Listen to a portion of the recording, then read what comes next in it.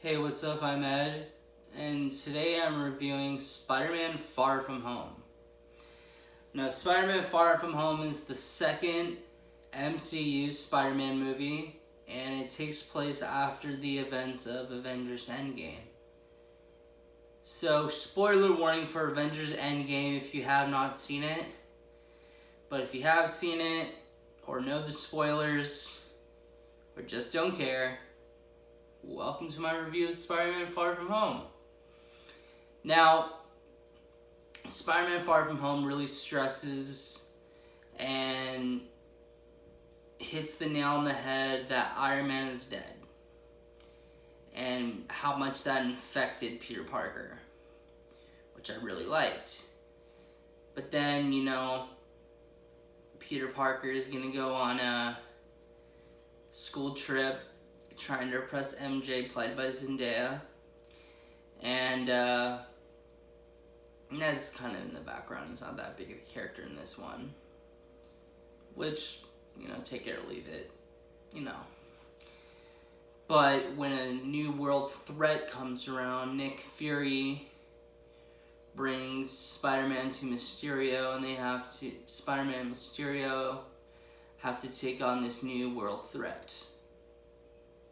But Peter also needs to balance his love life for MJ and just be there for Ned and his other school friends on this school trip to Europe. Now, going into this, I was really excited. I really love Spider-Man.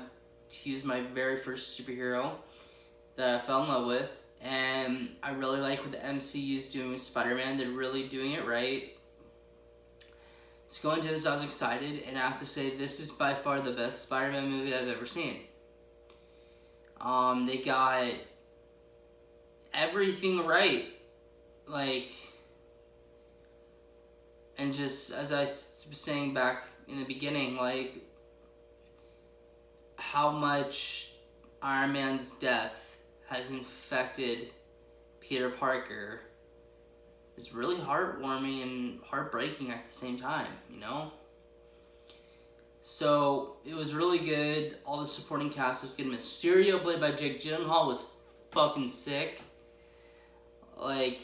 He played a great Mysterio, and I couldn't think of any other actor that would have been a good Mysterio. The twists and turns were great. Nick Fury, always good.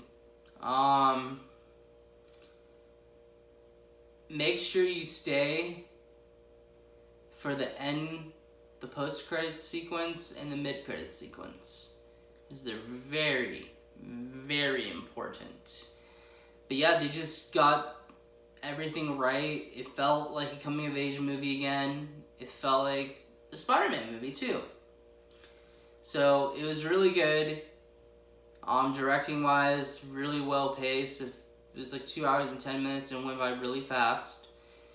Writing wise, it was really good how they handle what they call the blip, which is the snap that brought everyone back. I thought that was really well done.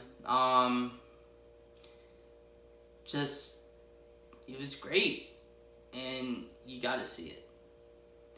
I'm gonna give Spider-Man Far From Home an A+. Go check it out. It's definitely worth your time. Make sure you've seen Avengers Endgame though, but if you're watching this, you've obviously seen Avengers Endgame, or you just don't give a shit. But make sure you've seen Spider-Man Homecoming and Captain Marvel. You will know why. Captain Marvel at the very end. Anyways, until next time, I'm Ed Giltman, the world's shittiest, most amateur movie critic.